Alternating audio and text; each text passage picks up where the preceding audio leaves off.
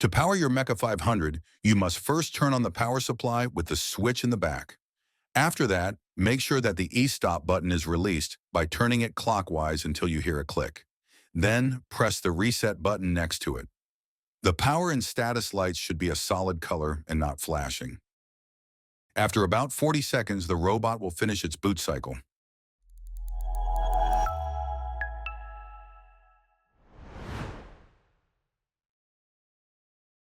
To access the robot, you'll first need to configure your laptop or PC to be on the same network. To do so in Windows, go to the Control Panel, Network and Internet Sharing Center, then change adapter settings.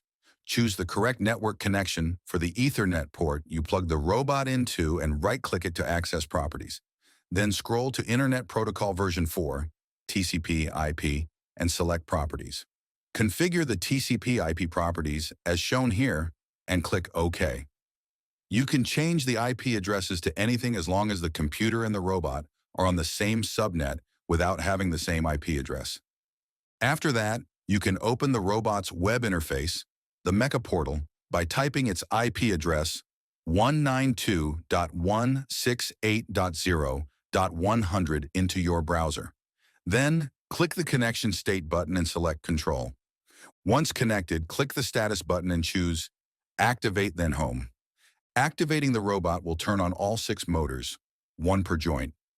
After that, the robot will home to get the exact encoder values for each joint. Homing is essential and will cause all motors to do 1 revolution, resulting in very small joint rotations. All joints will first rotate simultaneously in one direction and then rotate back to their initial angles.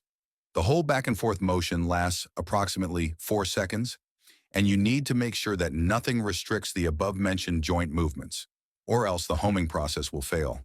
With the R4 version of the Meca500, this only needs to be done after a complete shutdown. If the robot is in a precarious position, recovery mode will allow you to move it before the homing process and outside the user-defined joint or torque limits. That is all for the Meca500 power-on procedure, and it's now ready to start moving. You can jog the robot continuously at variable speeds using the sliders or arrow buttons, or you can jog the robot in modifiable increments by right-clicking the arrow buttons. You can jog the robot in either Cartesian or joint mode. It's also possible to send the robot to one of several restored robot positions, such as all joints at 0 degrees, the shipping position, or the gravity-safe position. In this panel, you can write the sequence of mechademic motion and request commands to send to the robot. The code editor works just like any other advanced code editor. You can add commands by right-clicking to show the context menu and see all the available commands, or by directly typing in the editor and having the new autocomplete feature suggest available commands. The code execution buttons, such as play, step through, loop, pause, and stop, are located at the bottom. Next, we'll review the emergency, protective, and software stops. The E-stop button and the P-stop one, also known as the external protective stop, will remove all power to the robot's motors and its end-of-arm tool. For the R3, it will completely remove power to the robot.